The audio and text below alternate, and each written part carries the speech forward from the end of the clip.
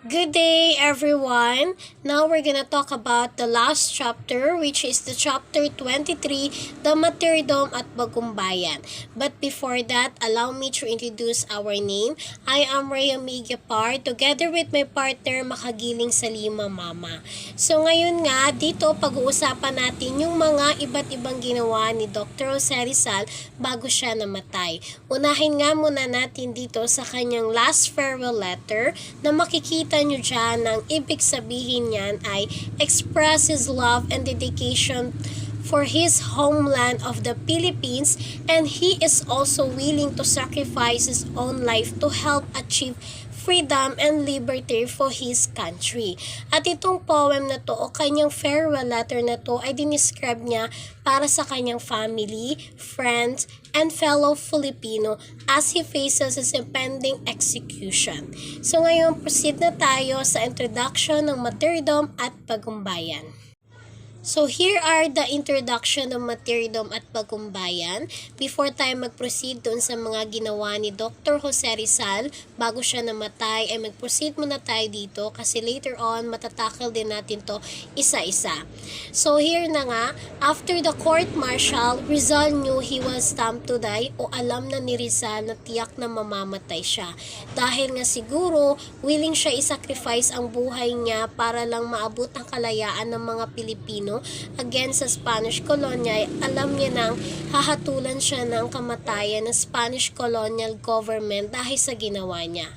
And after that, mayroong official note of his execution na binasa sa kanya ng 6 a.m. ng umaga at December 29, 1896 na binasa ni Captain Rafael Dominguez.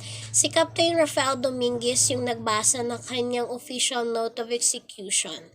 And then, dito, malalaman din natin mamaya na nagpakasal si Josephine Bracken and Rizal under Catholic rites sa araw mismo ng kamatayan niya. At busy rin si Rizal dito na magsulat na kanyang farewell letter para sa kanyang pamilya at kaibigan. And then, dito, he marched at Rendezvous of Ted at Bagumbayan at 7:03 a.m. ng umaga. At December 30, 1896, he passed away sa edad na 35 years old, and he died to live forever as a national hero of the Philippines. So, proceed na nga tayo dito sa mga iba't ibang oras na ginawa ni Dr. Jose Rizal before siya namatay, starting nung December 29 until December 30, 1896. So, this is the last hour of Rizal. Unahin natin dito sa 7 a.m. ng umaga at December 29, 1896. And isang oras pagkatapos niya nalaman ng kanyang execution, ay inilipat na siya sa chapel person sa Fort Santiago, kung saan dito niya ginugol yung mga natitira niyang oras habang nabubuhay pa siya. And also, nag-request siya sa ni-request niya rin na yung mga old professor niya sa Ateneo ang mag-a-assist sa kanya sa last moments niya. And then, nagsadatingan na nga rin yung mga nakakakilala kay Rizal pagkatapos silang nalaman yung execution ni Rizal, no, o yung hatol na kamatayan kay Rizal, kaya binisita na nila si Rizal. Ang unang bisita ni Rizal ay si Mr. Miguel Sadera Mata, the rector of the Ateneo Municipal, and si Father Luis Visa. Those are Jesuit teacher.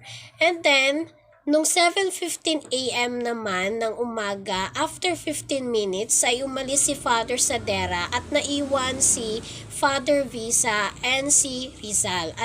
At nagkakwentuhan nga sila dito hanggang sa nabanggit ni Rizal kay Father Visa yung tungkol doon sa the image of Sacred Heart of Jesus na inukit mismo ni Rizal, no?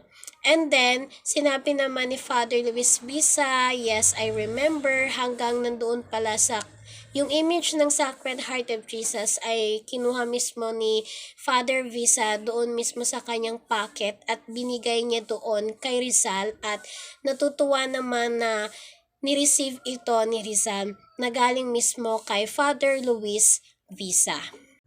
And next, by 8 a.m. naman, no, dumating na dito si Father Antonio Rosel at in-invite siya ni Rizal na mag-breakfast. And after ng breakfast sila ay dumating naman si Lieutenant Luis Traviel de Andrade and resulting him for the gallant service. And then by 9 a.m. naman ay dumating naman si Father Federico Faura at nagkakwentuhan nga sila ni Rizal dito hanggang sa nabanggit ni Rizal yung prophecy ni Father Federico Faura na minsan na ring nagpayo kay Rizal or may nasabi kay Rizal na tungkol doon sa prophecy na mabupukutan or mawawala ng ulo si Rizal dahil sa sinulat niyang Noli, which is yung Noli Me Tangere. At nagkatotoo nga at sinabi rin ni Rizal dito na isa ka ngang propeta, Father Federico Faura, dahil nagkatotoo ang iyong sinabi. And then by 10 a.m. naman ay dumating si Father Jose Villaclara, teacher ni Rizal sa Ateneo, at kasama dito si Vicente Balaguer. And then binisita nila si Rizal at sumunod naman dito si Santiago Mantaix, isang journalist, at in-interview si Rizal for the newspaper of El Heraldo de Madrid. So maraming nangyari dito, maraming pumunta simula nung nalaman nila yung balita na hahatulan ng kamatayan si Rizal, kaya binisita na sila si Rizal para magkaroon ng huling moment na kasama si Rizal. And then, nung 12 noon naman, iniwan ni Father Villaclara at Father Balaguer si Rizal na mag-isa. Mag-isa na si Rizal dito at kumain siya ng lunch niya at he continued to write his farewell poem, which is yung Ultimos Adios, hanggang nung 3:30 p.m. At patagong nagsusulat si Rizal dito kapag walang nakabantay sa kanyang guard or walang bumibisita sa kanya. Itong Ultimos Adios, ito naman yung sinusulat niya o yung kanyang farewell na pamamaalam sa kanyang pinakamamahal na bansa and also para sa family niya at kaibigan niya. During by 3:30 p.m. ay bumalik si Father Balaguer sa Fort Santiago at kinausap si Rizal tungkol sa religious matter and refused the abjure masonry, para kasi dito pinapabawi lahat ng mga sinabi ni Rizal na baka sakaling hindi matuloy ang kanyang execution or death sentence. Kaya nga lang tinuloy na ni Rizal, no, buo na ang kanyang desisyon at yun na yung kanyang pahayag na tulungan ng mga Pilipino na tumayo sa kanilang mga paa, kaya tinuloy ni Rizal. And by 4:30 p.m. naman, dumating na ang kanyang ina na si Teodora Alonso at they had a very emotional encounter. As a mother naman, magiging malungkot ka kapag nabalitaan mong hahatulan na ng kamatayan ng iyong ina. At dito rin ay hinalikan ni Rizal ang kamay ng kanyang ina at lumuhod siya at nagmamakaawa na patawarin siya. At dito nga sa pag-uusap nila ay kasama na ang pamamaalam ni Rizal sa kanyang ina. At pagkatapos ng kanilang pag-uusap ay pumasok na rin ang kapatid ni Rizal na si Trinidad at merong binigay si Rizal na yung alcohol cooking stove na may lamang farewell poem dito kay Trinidad na which give to Paz Padro de Tavera to Rizal. And then, dito sinabi ni Rizal kay Trinidad na there's something no? English ng pagkasabi niya at naintindihan naman ito ni Trinidad dahil tinuruan siya ni Rizal na makaintindi ng English. At after ngayon, lumabas na rin si Trinidad at dumating naman si Father Villaclara kasama si March or si Estanislo March kasama si Father Rosel. Next, at 6 p.m. naman, another visitor Rizal na si Don Selvino Lopez, the Dean of Manila Cathedral, binisita niya si Rizal, and then that time na yun, umalis na rin sila Father Balaguer and March at naiwan naman si Father Villaclara na kasama si Rizal. And then next at 8 p.m. naman, si Father Balaguer came with Father Visa and they conversed with Rizal on religious matters. And then, meron namang dumating na bisita si Rizal na si Fiscal Gaspar Costaño, the Royal Audiencia de Manila. Binisita niya si Rizal and they had a conversation. Maganda daw yung impression ni Rizal, maganda daw yung impression ni Fiscal kay Rizal. Mabait daw si Rizal, matalino daw si Rizal. But yun nga lang, it's too late.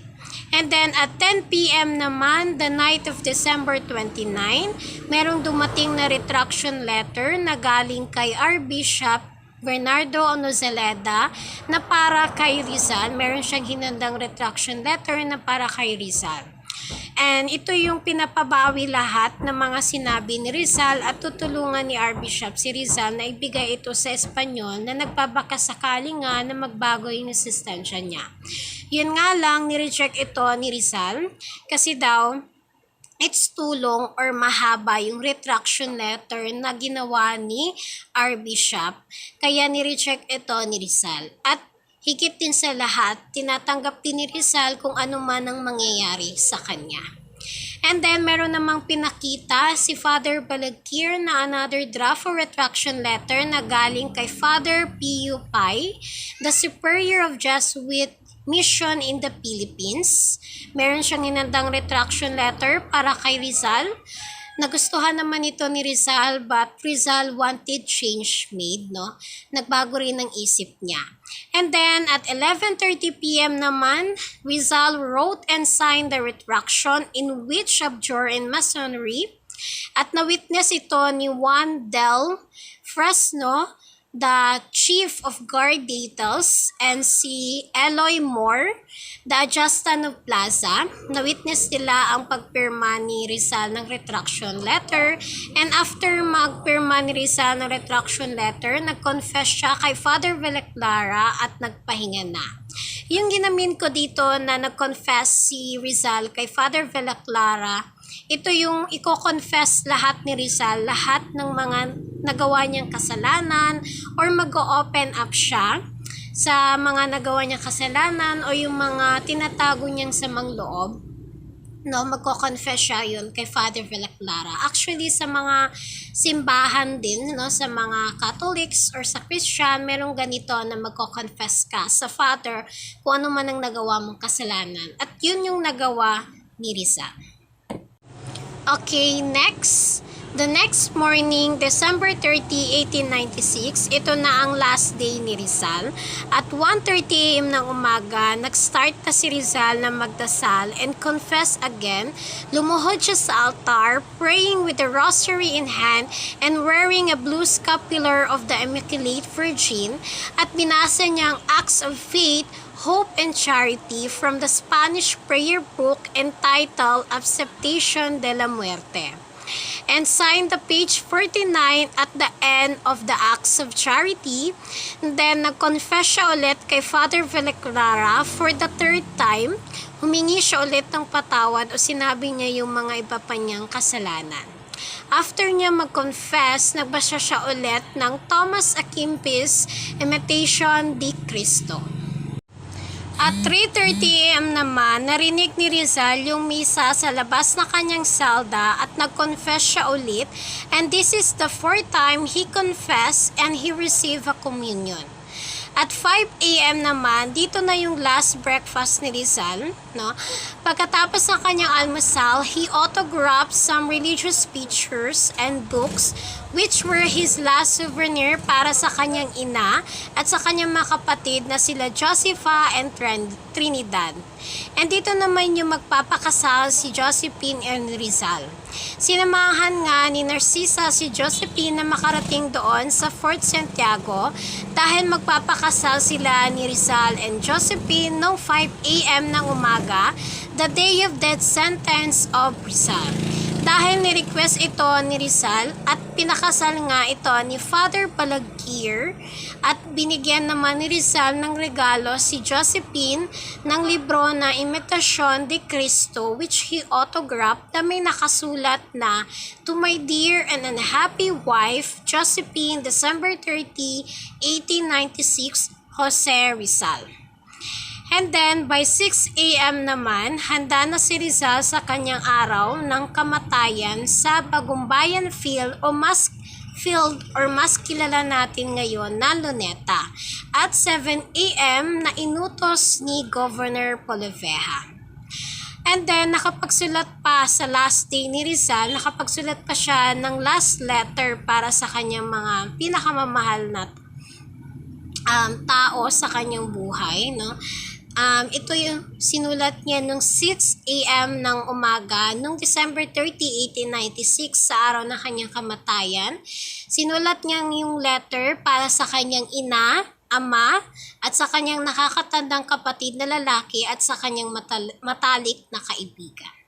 Tingnan natin yung mga bawat letter na nasulat ni Rizal nung araw ng kanyang kamatayan. Isa-isahin natin. And ito naman yung mga letter o yung mga nasulat na letter ni Dr. Jose Rizal para sa kanyang ina at sa kanyang ama at sa kanyang matalik na kaibigan at sa kanyang nakakatandang kapatid na lalaki. So, isa-isahin natin to babasahin. Unahin muna natin dito sa kanyang ama at ina. So, dito sa kanyang ama, may nakasulat siya na makikita nyo na, "My beloved Father, pardon me for the pain with which I repay you for your sorrow and sacrifices for my education. I did not want this or did prefer it. Goodbye, Father. Goodbye, Jose Rizal." So, yan yung nakasulat para sa kanyang ama. No? Very short lang din. And meaning dito, no, humihingi siya ng patawad sa sakit na binigay niya para doon, which repay doon sa sakripisyo ng kanyang ama at hindi niya naman yun sinasadya at hindi niya yun gusto. And sa last sentence niya dito, na maalam na siya sa kanyang ama. At sa kanyang ina naman, may nakasulat dito na makikita nyo dyan na, "To my very dear mother, Theodora Alonso, 6 o'clock in the morning, December 30, 1896. Jose Rizal." Ito yung pinakamaliit na nasulat niya sa kanyang ina, no? Kasi nasulat niya lang dito yung pangalan ng kanyang ina at yung oras at araw ng kanyang pagkasulat dito sa letter para sa kanyang ina. Very short lang din, and I know very meaningful ito para sa kanyang nanay.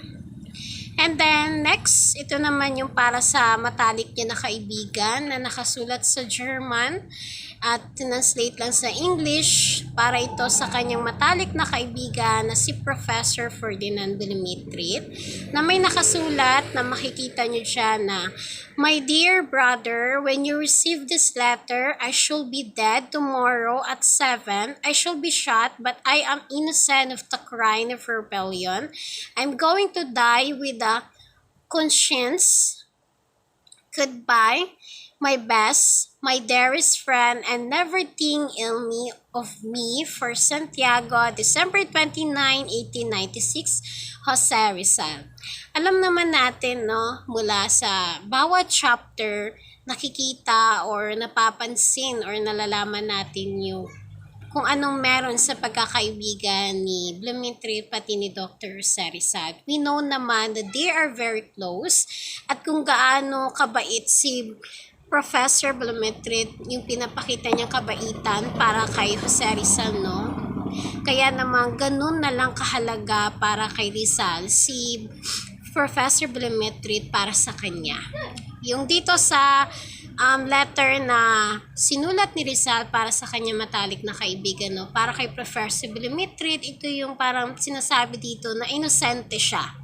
At we know naman na alam naman yun ni Professor Blumentritt na inosente si Rizal. Next, doon naman tayo sa kanyang nakakatandang kapatid na lalaki. Basahin naman natin dito sa next letter na makikita nyo dyan. Ito naman yung nakasulat para sa kanyang nakakatandang kapatid na lalaki na sinulat ni Rizal. And tingnan natin, ito yon. As you can see, yung nakikita nyo dyan, na may nakasulat na, "My dear brother, it has been 4 years and a half that we have not seen each other or have we communicated with each other.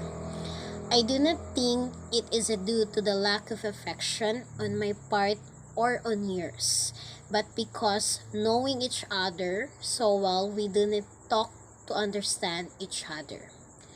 Now I am about to die, and it is to you that I dedicate my last line to tell you how sad I am to leave you alone in life, burdened with the weight of the family and our old parents. I am thinking now how hard you have worked to give me a career. I believe I have tried not to waste my time. Brother of mine, if the fruit has been bitter, it is not my fault, but the fault of circumstance. I know that you have suffered much on my account, and I am sorry. I assure you, brother, that I die innocent of this crime of rebellion. If my former writing have contributed, I do not deny it absolutely. But then, I thought I have expiated for the past with my deportation. Tell our Father that I remember him and how I remember my whole childhood of his affection and his love. Ask him to forgive me for the pain that I have unwillingly caused him. Very brother, Jose Rizal. So, yan yung nakasulat para sa kanyang nakakatandang kapatid na lalaki. No, as you can see, mahaba. Dahil nga rin siguro, sila lang dalawa magkapatid na lalaki, no? Sila lang dalawa na lalaki na anak. So, ganun na yung pagmamahal ni Rizal pagdating sa kanyang kapatid na lalaki. As you can see naman, no, makikita natin dito sa letter na to, na about sa kanyang kapatid na lalaki, yung mga sacrifice ng kapatid niya na lalaki, and then yung gaano rin ka-importante kay Rizal yung alaala na dadalahin niya pag yung mga alaala na ginawa ng kanyang ama, no, yung pagmamahal na binigay ng kanyang ama, at sana, no, na mapatawad siya ng kanyang ama. Sabi rin dito sa kanyang letter na ipaalala na patawarin siya ng kanyang ama dahil sa ginawa niya. And dito naman, no, makikita natin yung very touchful letter of Dr. Jose Rizal para sa kanyang ina, ama, at sa kanyang matalik na kaibigan, and mostly sa kanyang nakakatandang kapatid na lalaki. So, that's it, no? Let's proceed na tayo sa the retraction letter. And as you can see, nandito yung retraction letter ni Rizal na makikita nyo dyan.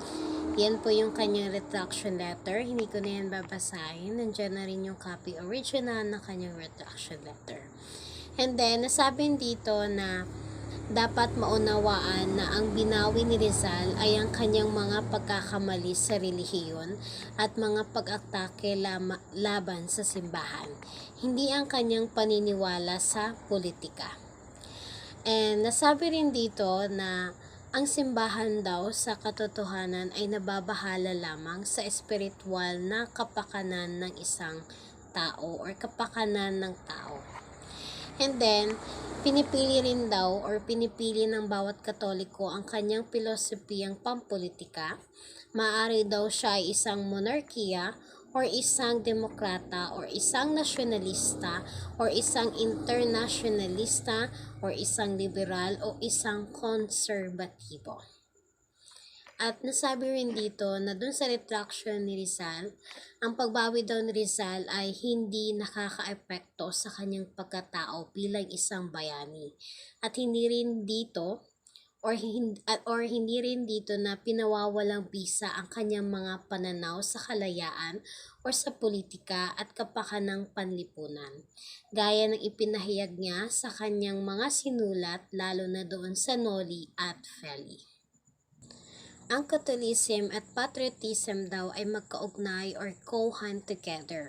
Itinuturo ng simbahan din daw ang pag-ibig sa bayan, gayon din ang pag-ibig sa Diyos, dahil ang dalawang pag-ibig na ito ay maka-Diyos na mga katangian. Ganito rin daw ang sabi ng Holy Father Pope Leo about dun sa itinuro ng mga simbahan. And by retracting his religion error and returning the fall of Catholicism, si Rizal daw ay lumitaw na isang mas dakilang tao. Kasi daw, kailangan ng tunay na moral na tapang para makilala ng sino mang tao ang kanyang mga pagkakamali at pagkakamali at itama ang maling nagawa niya. Tulad niya, no, ginaya rin ito, nakagaya daw ng mga pangmagalingang mga Pilipino, nakabilang dito daw sila sina Antonio Luna, Juan Luna at Isabelo de los Reyes at Manuel L. Quezon. Gaya daw nila Manuel Quezon ay nag-retraction din sila letter na kagaya ni Dr. Sarizal. It's a strange, no? Pero totoo daw na ang mga ilang mga masons sa kanilang mga araw ng kalusugan at kapangyarihan or their health and power ay nakaugalian na nilang maging mapait sa kanilang mga pag-atake laban sa simbahan. Ngunit pagdating sa kamatayan naman, no, tinatalikuran nila ang mga masonry upang mamatay bilang mga Katoliko. Sa kabilang banda, wala pang mga Katoliko na tumatanggi sa Katolisismo or Catholicism sa kanyang namamatay na sandali upang mamatay bilang isang Masons. So ito, retraction letter ni Dr. Sarizal, ito yung mga nasabi or ito yung mga paninawala tungkol about sa retraction ni Rizal, no? Ito yung mga opinion. And naging controversial din itong retraction letter ni Rizal kasi some of people na fake daw yung retraction letter ni Rizal, no? Kasi ang ibig sabihin kasi ng retraction letter dito yung binapabawi lahat ng mga sinabi ni Rizal against sa mga Spanish people, lalo na doon sa Noli, no? Marami kasing ayaw doon sa mga nasulat ni Dr. Sarizal kaya pinapabawi. And then marami rin nagsasabi na hindi gawa ni Rizal ito, ang retraction letter, or fake. Kaya naging controversial ang kanyang retraction letter. Now, proceed na tayo sa the day of Rizal, no, sa kanyang march at the Bagumbayan. Next, ito na kanyang dead march to Bagumbayan, no, at 6:30 a.m. December 30, 1896. At trumpet sounded at Fort Santiago, isang signal na nagsisimula na ang dead march to Bagumbayan. And si Rizal walked calmly with his defense counsel na si Lieutenant Traviel de Andrade, at sa side naman niya ay may dalawang Jesuit priest na si March and Villaclara, at sinamahan ng maraming guard sa tabi niya, sa mga tabi ni Rizal. And si Rizal nakasuot daw ng elegant na black suit, black shoes, and black necktie, and black hat, and white vest. And yung arms niya nakatali sa likod, elbow to elbow. Diba? Isipin nyo, mahigpit yung pagkakatali, hindi talaga basta-basta makakatakas. And ang kanyang right arm naman, daggle a small black rosary, no? At marami din nanood na march or the death sentence of Rizal, lining from Fort Santiago to Bagumbayan. So maraming nakasaksi, maraming nanood doon sa araw ng kamatayan ni Dr. Jose Rizal. And that's it, my part of this, about the last hour of Rizal until sa Bagumbayan, no, March of Bagumbayan. And then ipapatuloy na ito ng aking partner na si Makagiling Salima Mama. Then thank you.